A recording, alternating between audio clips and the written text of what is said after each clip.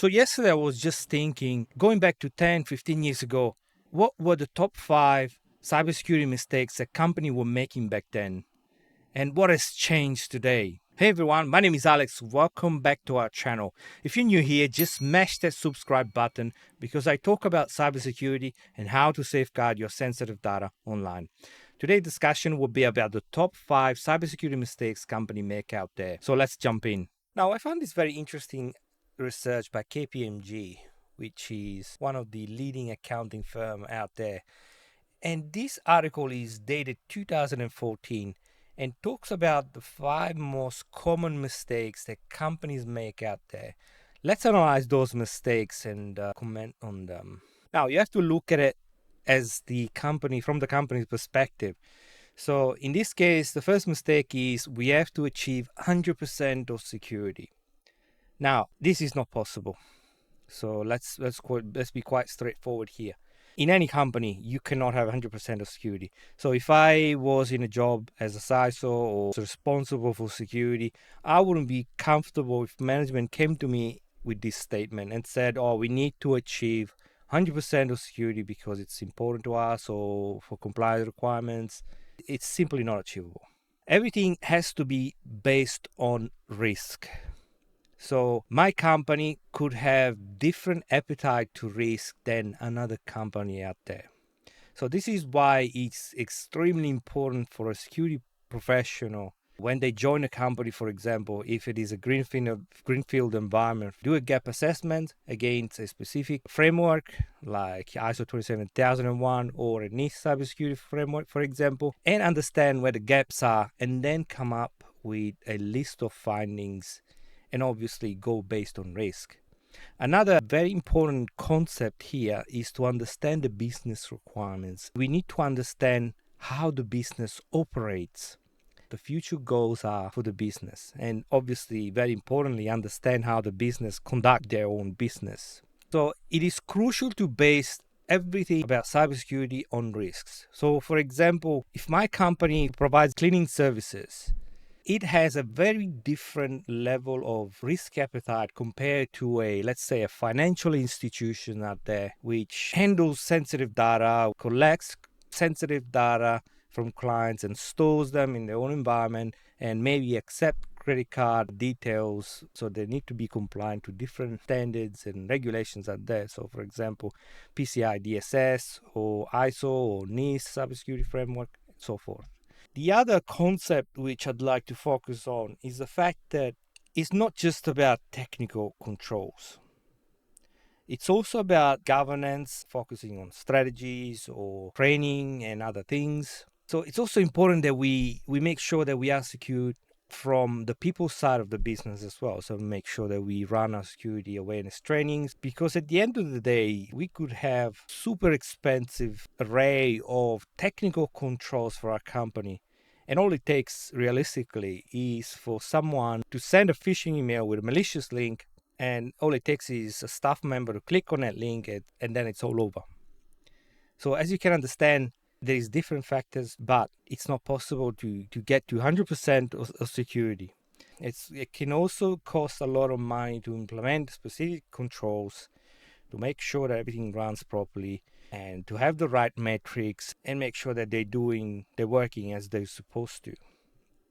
And of course, also it comes to employing the right people to manage those tools as well and monitor those tools. So it can be a costly exercise, which honestly, if the company does not host any sensitive data, it does not make a lot of sense. So going back to my previous point, it's all based on risk, on a risk appetite that the company decides to take. Mistake number 2, when we invest in best-of-class technical tools, we are safe. As we discussed in mistake number 1, we could be investing thousands and thousands, if not millions, in technical tools or technical controls and still get breached.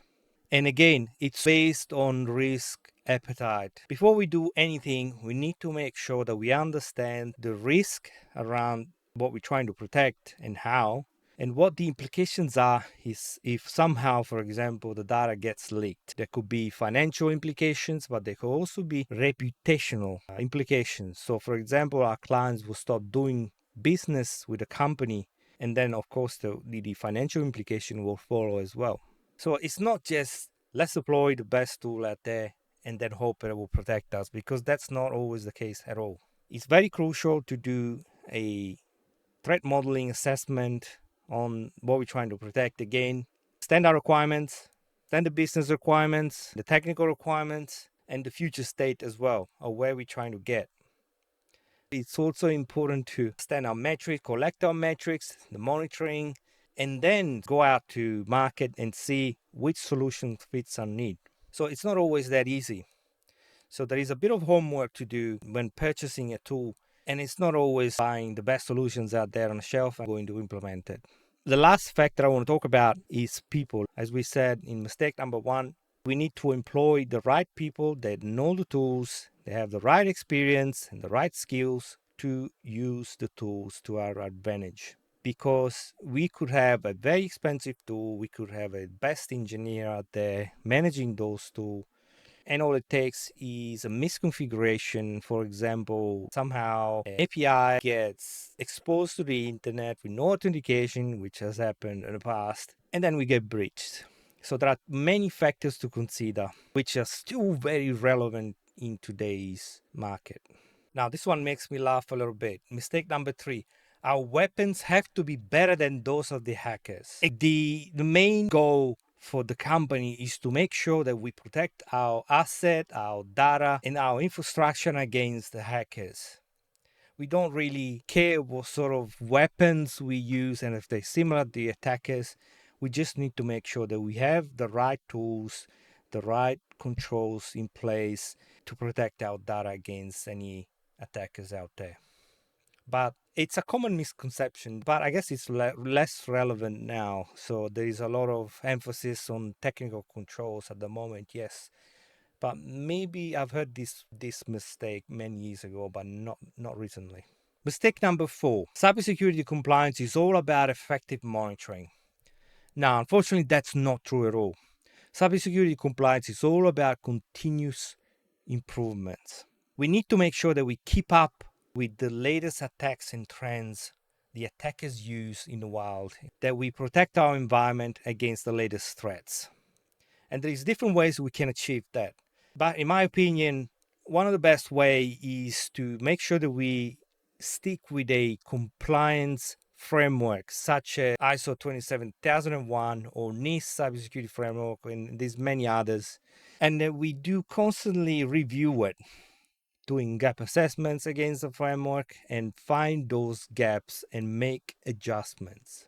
These frameworks, they updated quite regularly, so they keep up to date with the latest trends of attacks out there. So they essentially doing the job for us. So monitoring, of course, it is very important, but it's not the only factor when it comes to compliance. Mistake number 5. We need to recruit the best professionals to defend ourselves from cybercrime. Whilst that it is true, it's also important that we establish a security culture within the company. Because if there is a disconnect between different stakeholders or departments, and security is not involved early on in the design stage, for example, of a project, then that's a recipe for fail.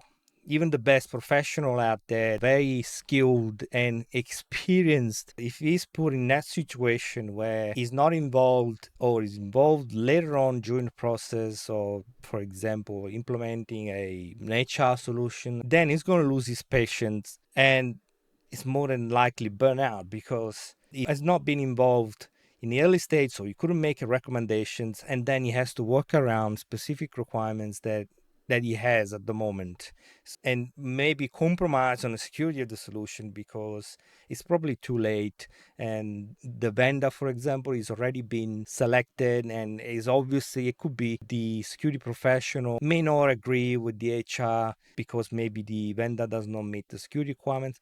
So it's a very complex discussion, but we need to be careful in this space, and we also need to make sure that we promote from within.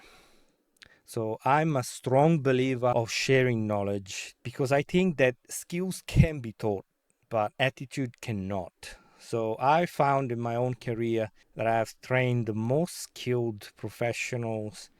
They came from being a system engineer or IT off desk. They wanted to switch over or to move on to cybersecurity, but they were not sure how to do it.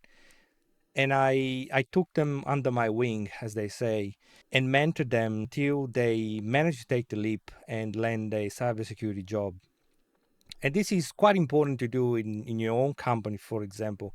It's also very good to have different security champions in different departments. Anyone you can talk to and discuss any potential issues, or they can come to you to report any potential security issues before it's too late. So the culture is crucial. We can employ the best professionals out there, the most skilled one, but if the security culture is not good, we'll run into issues. And there you have it. The top number 5 cybersecurity mistakes that companies were making are still very relevant today. Maybe with the exception of one, the rest were very much spot on. I strongly believe that having a very solid cybersecurity program coupled with a very good risk management program and the right security culture can help your organization make sure that your sensitive data and your environment is safe against attackers. If you found this video informative and you want to see more videos like this, please subscribe to the channel. And as always, keep your data safe and curiosity alive.